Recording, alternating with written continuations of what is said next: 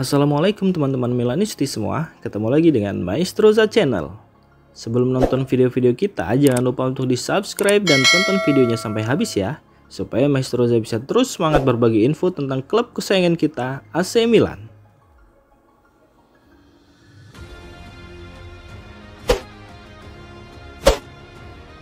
Jalani debut untuk AC Milan, begini curahan hati Alvaro Morata. Alvaro Morata menjalani debutnya dengan seragam AC Milan saat timnya memenangkan trofi Silvio Berlusconi dengan skor 3-1 atas Monza.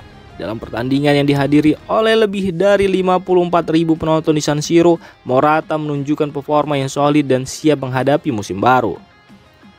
Pertandingan tersebut menjadi penutup pramusim yang sempurna bagi Milan. Gol pembuka dicetak oleh Alexis Saelemaekers melalui tendangan Rabona yang memantul sebelum Daniel Maldini dari Monza menyamakan kedudukan setelah jeda. Di babak kedua, Luka Jovic yang masuk menggantikan Morata mencetak gol, diikuti oleh Tijani Reinders yang memastikan kemenangan Milan dengan tendangan keras dari jarak jauh. Setelah pertandingan, Morata berbicara kepada Channel 5 dan merenungkan debut positifnya bersama Milan. Ia mengungkapkan kebahagiaannya bisa bermain di hadapan banyak penonton dan merasa siap menyongsong musim baru. Itu sangat menyenangkan. Saya berterima kasih kepada semua orang yang datang tengah panasnya cuaca. Saya melakukan 2 sesi latihan dengan Milan, tetapi saya senang dengan 30 menit pertama saya. Saya pikir saya akan jauh lebih baik di awal musim, ujar Alvaro Morata. Zlatan Ibrahimovic isyaratkan bursa transfer belum berakhir. AC Milan masih terus aktif di bursa transfer musim panas ini dengan beberapa minggu tersisa sebelum penutupan. Zlatan Ibrahimovic mengonfirmasi bahwa proses perekrutan masih jauh dari selesai, mengisyaratkan akan ada lebih banyak pemain yang masuk dan keluar sebelum batas waktu.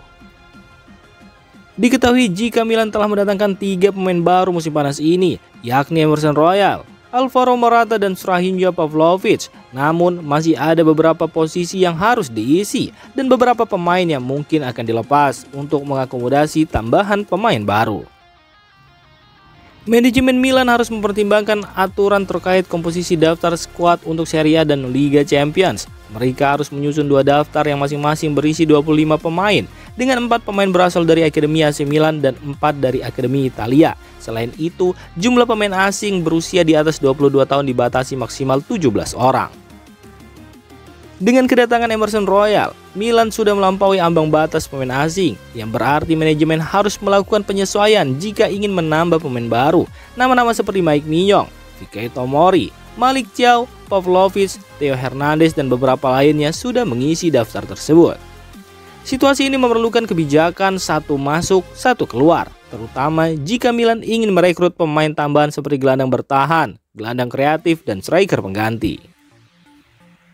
AC Milan saat ini membidik beberapa pemain seperti Youssouf Fofana dari AS Monaco, Lazar Samardzic dari Udinese, dan Tammy Abraham dari AS Roma. Namun perekrutan ini hanya mungkin terjadi jika Milan berhasil melepas beberapa pemain yang ada saat ini seperti Malick Thiaw, Ismail Benacer, Yacine Adli, Alexis Saelemaekers, dan Luka Jovic. Thiaw sendiri masih menarik minat klub meskipun ketertarikan Newcastle United tampaknya mulai meredup. Sementara itu, Ismail Benacer dan Yacine Adli menarik perhatian beberapa klub di Liga Saudi. Meskipun Adli tampaknya kurang tertarik untuk pindah, klub seperti Brentford, Nottingham Forest, dan Leicester sudah telah mengajukan tawaran untuk Adli. Pertanyaan tentang masa depan Jovic juga masih terbuka, terutama setelah ia memilih untuk mengenakan kaos nomor 9. Jika Jovic tidak meninggalkan Milan, maka usulan untuk merekrut Abraham sebagai pelapis Morata mungkin tidak akan terwujud.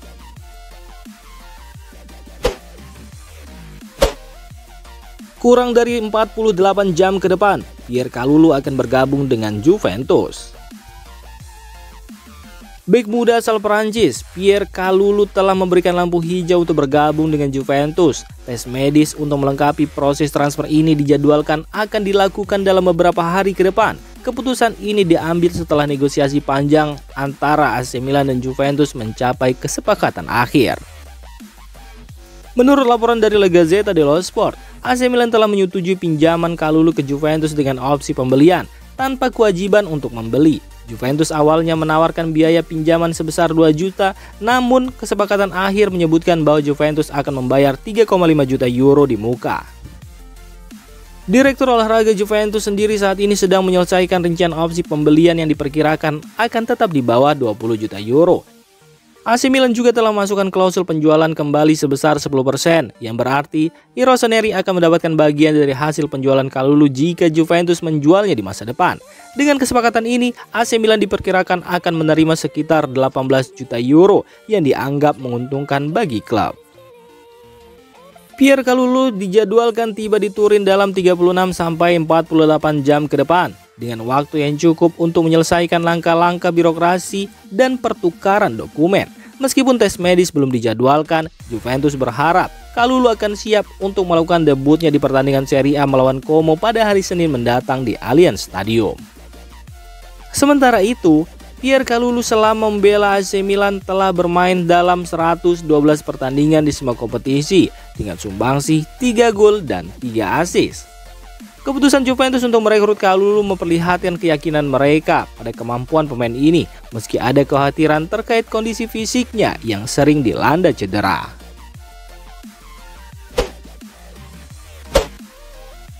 Atalanta bajak transfer Marco Brescianini dari Napoli, AC Milan tetap raih keuntungan. Marco Brescianini, gelandang muda Italia yang sebelumnya diperkirakan akan bergabung dengan Napoli, kini dilaporkan akan pindah ke Atalanta. Keputusan ini terjadi setelah kesepakatan dengan Napoli gagal di menit-menit akhir, memberikan keuntungan besar bagi Milan. Awalnya Brescianini dijadwalkan akan bergabung dengan Napoli setelah menjalani tes medis dengan Partenope. Kesepakatan awalnya adalah pinjaman senilai 1 juta euro dengan kewajiban untuk membeli seharga 11 juta euro pada tahun 2025.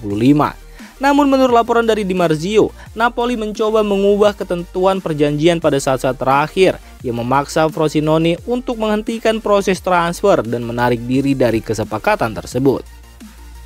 Ketika kesepakatan dengan Napoli gagal, Atalanta bergerak cepat untuk mengamankan tanda tangan Brescianini. Michele Criscitiello dari Sport Italia melaporkan bahwa Atalanta berhasil mengungguli Napoli dengan menawarkan 13 juta euro kepada Frosinone, melebihi tawaran awal dari Napoli.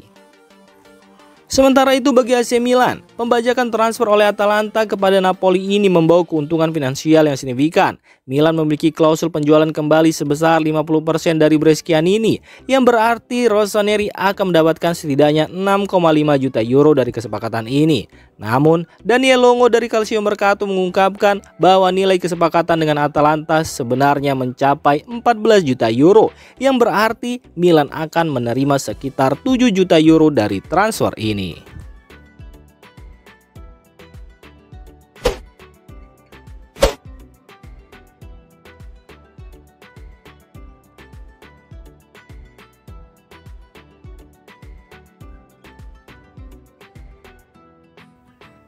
Demikian informasi dunia sepak bola terupdate hari ini.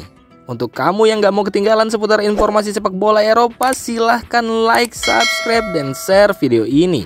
Terima kasih.